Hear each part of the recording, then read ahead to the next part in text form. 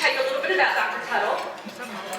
Dr. Tuttle is an extraordinary, accomplished, and an educator, author, pianist, and composer, and has lectured and performed widely throughout North America and Europe. He is also the author of the #1 Amazon best-selling book, The World Peace Diet. Health, on every level, our cultural health, on every level, eating animals for food is devastating to the outer environment as well as to the inner environment. And I would say that there is probably no greater adventure any human being can go on in our culture today than to take the adventure of looking behind the curtain and exploring the repercussions of our food choices, because they go out in a massive way. I mean, killing 75 million animals for food routinely, that takes an enormous amount of resources. We have whole armies of people that are engaged in this. We have massive amounts of land. The tentacles of this industrialized killing machine reach into every nook and cranny, not only of our culture and our minds and bodies, but our entire planet. It just reaches into everything and goes out, and then it reverberates back. What we're doing to the earth, what we're doing to each other, the economy, our health, it's absolutely unsustainable on every level. We're right now, for example, in the Amazonian rainforest, we're cutting down approximately 1 acre of rainforest per second. And they just liberalized the laws in Brazil to allow them to, some people say, to double that. So now it'll be 2 acres per second. And this is really something that I think, when you look deeply into it, you see that the driving force behind that is animal agriculture. It's cutting down trees, clearing forests, cutting, slashing, and burning, in order to grow more soybeans to feed factory farm chickens and turkeys and pigs, and factory farm fish, as well as to graze cattle. And so there's this driving force. People are being told and are yearning for some reason to eat more animal foods. It's an ascendancy, especially in so-called third world countries. And so the driving force behind this is eating animal foods. And we don't realize that this kind of devastation, we don't talk about it, we don't think about it, that it reverberates. Cutting down trees to grow crops. You're not just cutting down some trees. I mean, that's bad enough, but that's destroying whole communities of life that took millions of years to evolve. And pretty much in a general cultural consciousness, we just don't want to talk about it. And so that's one level. And I think what I really want to emphasize is that eating animal foods is something that's devastating to our, not only to the outer systems in so many ways, like the environmental health and the cultural health as well, but to the inner clarity and the inner awareness, the mentality. It really works on these 2 different levels. And that second level I want to mention especially, because the first level, the environmental devastation, the cultural devastation, I'll just mention that just briefly. We have whole armies of people that have to do the work of hyper-confining animals and electroprodding them and killing them and so forth. And this is work that brings out the worst in people. And I think we all know if we're on any kind of ethical or spiritual or moral quest, or even intellectual quest of understanding more deeply how we can live lives of peace and compassion, that if I take out my wallet and pay people to do things that bring out the worst in them, that is going to reverberate. Something that Martin Luther King said I think is very important for us to remember, which is, he said, violence anywhere hurts everyone everywhere because we're all interconnected. And I think that, again, on another level, what Madeline often says, and as we talk about this, is compassion and kindness and mercy anywhere helps everyone everywhere because we're all interconnected. And to realize that even right here, what we're doing here, it may not seem like we're interconnected to the rest of the culture, but we really are in a very powerful and deep way. And every action that we take in our lives that is an action to help bless the world in some way, where we take out our wallets and pay for organic and plant-based foods and things that are not tested on animals, where we try to be as conscious as we can and be kind and loving and caring and compassionate to other living beings, those efforts are never lost. And we don't realize the earth is so bountiful, it's so beautiful, There's nothing stopping us, literally, from creating a world that has plenty for everyone. It's the practice of eating animal foods that is devastating the earth, causing so much rampant starvation, because those who are wealthier can easily bid up the price of grain on the world markets. Those animals, those confined pigs and cows and chickens and turkeys and fish, they are not starving. They are well fed. We make sure that they get plenty of food for dairy and meat and so forth. But people who are making less money do not have enough money to be fed, and they're starving. And this sets up the conditions for the kind of violence and war and conflict that we see enacted. And so the great good news is that we can transform this. There's nothing stopping us, but eating animal foods causes the outer problems that we see environmentally and on literally every other level. I don't have time to go into it really here, but in the World Peace Diet I go through that whole thing. That's on the surface level, and it's incredibly powerful, but I want to talk about really what's going on underneath all that, because what is the mentality that is required of us to do this? What is the mentality that's required of us to eat meals that are based on animal foods? The number one fundamental mentality that's really, in a sense, injected into all of us as little kids growing up in this culture from birth, really from infancy, is a mentality of reductionism. We're taught early on that certain beings are not beings. Those beings are objects. They're just things to be eaten. So it's this mentality of reductionism, of commodifying life. It's called paradigmatic learning. It's learning the paradigm of a culture, and it's injected every single meal by the rituals in our culture. On my mother, for example, saying, well, tonight we're having, or this morning we're having bacon. You know, she didn't say what we're really having. We're having the flesh of an animal that was a pig that was killed and tortured. No, we're having bacon. So we don't really know what we're doing. Things are reduced. Beings are reduced to things. It's also essentially a mentality of exclusion, that certain beings we just routinely exclude from the circle of our compassion and concern, while others we include. And this again, one of the things I realized when I was doing the research on the World Peace Diet is that whatever we do to animals, we eventually end up doing to each other, not towards others. Every religion of this planet says basically, whatever you most want for yourself, give that to others. If I want to be loved, then to be loving. And also what goes along with that is the ancient teaching, which is whatever you sow, you will reap. Whatever we put out will come back. We're born and raised in a culture that is so ethically and really at a very fundamental level immature that we don't get that. We think that since these animals cannot retaliate, that we can just do whatever we want to them. The pigs and the cows and the chickens and these fish, they don't sue us. You know, they don't come in our dreams and try to attack us. You know, they just take it. Whatever we do to them, we can hyper-confine them in the most hideous ways, kill them, steal their babies, do horrific things that cause them enormous suffering, and they just suffer. Well, our test is how do we respond? And we don't realize that even though our violence towards them, they do not retaliate, but our violence towards them itself retaliates.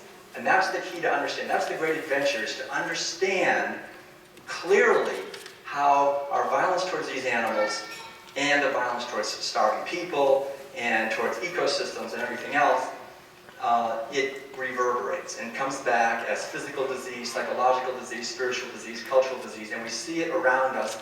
And obesity is this huge epidemic. It's growing all the time. What are we doing to animals for food? By the millions every day. You know, we have scientists who have figured out how to make these animals as obese as possible, as quickly as possible. You know, in just 42 days or so, or even less now, we can create an obese chicken right out of the egg. You know, so we plant seeds of obesity, and we find, well, we have obesity. We plant seeds of osteoporosis. Community is how we learn. You know, I realize when we leave here and we go out into the world out there, everyone who's eating animal-based foods is only doing it for one reason. There's only one reason, and that reason is they do it because of the community that they were born and raised in, and that they are living in. We're products of community. People, they couldn't possibly exist because where would they get their protein? It's not possible. They're just maybe some strange half-starved people in India, you know, whatever, but not real people. So, and my mother was totally right. I was part of a community, my teachers, in church, everywhere. It was all meat and dairy and eggs. And I remember going away to a summer camp in Vermont. And in the early 1980s, I shaved my head, became a Zen monk, and went to Korea and lived as a Zen monk in Sangwangsa Zen temple. And I found myself in South Korea in a Zen monastery that had been practicing what we would call veganism for 650 years. And it was a great experience. Well, nobody ever talked about it, mainly because it was a silent retreat. You can talk about anything. but I saw that, you know, there was no meat, no dairy, no eggs, no wool, no silk, no leather. You know, even mosquitoes, you would just take them outside. You know, you wouldn't kind of just kill them. And this whole idea was to try to cultivate a mentality of mercy and compassion and kindness and caring and inclusion. And I think that's what veganism is. Ahimsa is a mentality of radical inclusion, that we do the best we can to include all other living beings within the sphere of our kindness and compassion. And so when I finally came back here to this country, I really felt like I had these roots that went very deep into my heart of what we would call, I guess, veganism, of compassion for animals. And I realized that eating animal foods is not a personal choice.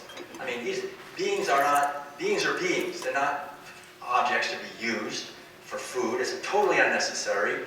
And I realized it's a cultural trance that is injected into everyone by the communities. And so the most powerful thing we can do is to create alternative communities like this. Here we are. I mean, this is what Saurabh is talking about and what's happening here with these weekly events and so forth, is creating alternative communities that are based on sanity, that are based on the fundamental awareness that we all know in our bones of the interconnectedness of all life, that we're all in this together, that as we bless others, we'll be blessed. As we harm others, we harm ourselves more than we ever harm them, because in harming another for my own benefit, I basically disconnect myself from the inherent sense of being part of a benevolent universe, and we create whole cultures of competition and violence and elitism and war, and we see what happens when we do that. And so if we want to actually be successful in creating the new world that we really, I think, know is possible, where we live sustainably and with freedom and justice and peace, we have to go to the place. We have to go to our most intimate connection with nature and with other beings, which is our meals. Our most intimate connection with our culture is through the meals. Anthropologists, I just want to close by just really thanking all of you for making whatever efforts you've been making over many years to bring this, not only to bring the mentality of what veganism is or compassion for all life is to others, but to live it ourselves. Because I think this is the most powerful thing any of us can do, is to actually bring our lives into alignment with our own values, and as deeply as we can live that. And every day that means, I think for me, it's learning how to do that more and more effectively. And I think as we actually do that, then the ripples go out, and we don't have to worry about how effective we'll be. I think if we're honestly working on being, as Gandhi said, being the change that we'd like to see in the world, it will happen. And it's inevitable, and it's unstoppable, because it's in alignment with the truth that we are, essentially. I think when you go into this in depth, like in the World Peace Diet, I go into the history of this and how herding started and how slavery and war and the domination of women and a lot of other things are all connected with dominating animals for food. And when we begin to see how this all fits together and how our health, we have a physiology that does not require any animal to suffer to feed us. And in fact, it's just the opposite, that we actually are just as healthy, or perhaps even healthier, not eating animal foods. Then we begin to see that we can make a powerful difference. And so I think there's nothing more important for any human being to do on this planet today than to make an effort to understand the ramifications of our food choices, and then make an effort to bring our lives into alignment with our values. And so that means, if we're eating a regular, typical, standard American diet, to move toward becoming a vegetarian. If we're already a vegetarian, to move toward becoming what we call a vegan. If we're already a vegan, to become a vegan maniac, you know, I mean a vegan activist, sorry. And advocate, educator, somebody nice. But really, to do what we can to live this message. You know, I know we want to ram it down people's throats, but not really. But to just try to, you know, from loving way. And I think we'll see the benefits of this on every dimension of our life. And the health aspect is, I think, a really important point too, because Madeline and I, for example, people say, oh, if you're a vegan, you have to. It's really complicated to get enough nutrients and to have a balanced diet and all that. And really, I don't think it's that complicated. For years, the first probably 15 years, I never even heard of B12. Back in the old days, no one even heard of it. But not too long ago, Madeline and I were coming across from California. We stopped at the Grand Canyon, and we spent a couple of days down there. It was really nice. We camped down there. How many of you have been to the Grand Canyon? Yeah, good. It's big, right? It's a huge canyon.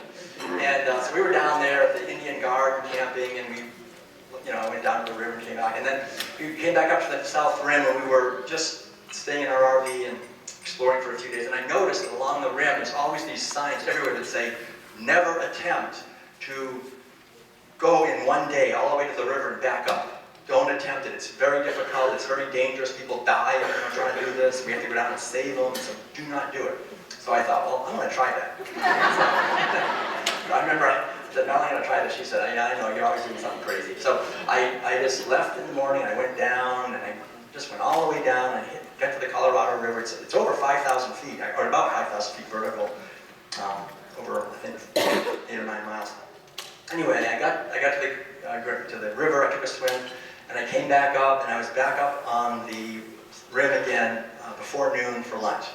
And I said, these rules aren't for vegans, they're for other people. And I say that because really, I think, it's a side benefit. If we live our lives with kindness and love for others, we're not going to be penalized. It's the way things are set up. I think we have to realize that, essentially, as we bless others, we will be blessed. And to just urge everyone to make this effort to understand how the interconnectedness of all these forms of health, and to realize that all of us, when we become vegans, as we move towards that, we sow the most powerful seeds possible to not only spiritually evolve, but to help our culture to evolve.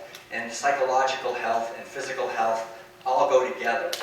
And there's really nothing stopping us. I think that the main thing is to keep building this energy and keep spreading the word, keep teaching the classes. And I hope that our paths will cross again. If anyone's interested in talking to us afterwards, we have some flyers about the World Peace Diet Facilitator training that we're doing. We're setting up basically groups all over the United States, actually all over the world, that are teaching the ideas in the World Peace Diet, which go to the deep structure of our culture to understand why food is so important, to look at the cultural and anthropological and historical dimensions of this, which I barely had time to go into, but to realize that at a deep level, as we move toward a plant-based diet, we sow the seeds of healing on every level very powerfully. And as this message spreads, and it's not coming through McDonald's and Burger King and Conagra and Monsanto, it's going to come through us at the grassroots level doing this. And as it spreads and builds and grows, we will see fantastic changes happening. They are happening. I can feel them happening all the time. And so just keep up the great work. I'll close with a short poem by Shel Silverstein. You all know who Shel Silverstein is? He wrote a poem called Point of View. And it goes like this. Thanksgiving dinners sad and thankless, Christmas dinners dark and blue, when you stop and try to see it from a turkey's point of view. Sunday dinner isn't sunny, Easter feasts are just bad luck, when you see it from the viewpoint of a chicken or a duck. Oh, how I once loved tuna salad, steak and lobster, lamb chops too, till I stopped and looked at dinner from the dinner's point of view. And so that's really what it's about. It's about getting out of the cultural blinders that have been, in a sense, enforced on all of us by being born and raised in this culture, to question the underlying program, the indoctrination, and the really robotic behavior of just eating animal food without thinking about it, to look and see what we're doing, to awaken from this trance. And as we awaken, we begin to see what these paintings by Madeline, I think, so well show us, that animals are beings, and they have interests, they have personalities, they have the capacity to feel pain and pleasure and love and all of the range of emotions, and that they yearn to fulfill their purposes if If we steal their purposes, we will lose our own purposes, and we will become mere consumers that are going right into extinction without knowing why. It's very important, it's urgent that we understand this, act on it, and spread this message. Thank you very much.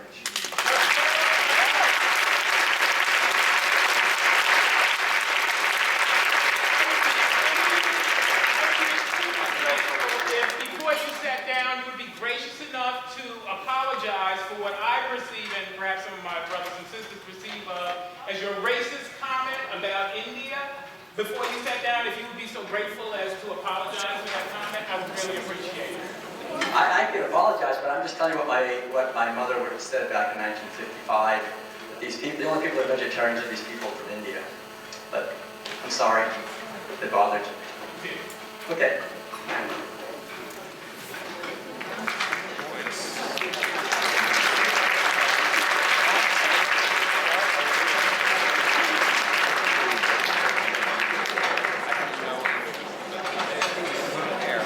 I just want to say thank you again to Will and Madeline for being here. And it's so hard. We gave them a big challenge, which is to, in a very short period of time, to summarize this great information on World Peace Diet. So I'm really trying to encourage you, if you haven't picked up a copy of this book, to really do so. And Will and Madeline will be at the table, and you'll be signing those books as well. It's a discounted price.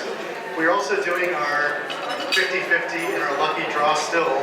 So if you haven't yet and you want to participate, please go back to the table on the side over there and pick up tickets for the Vitamix and Rose City chocolates and the Hyatt Stay, as well as the 50-50 cash prize. So once again, Will, thank you. I mean, there's so many ideas.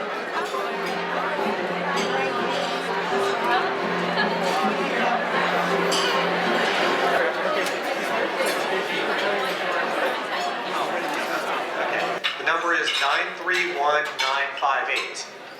Does anyone have the number 931958? Okay, congratulations. Oh, and you win $130. Okay. Another name, please.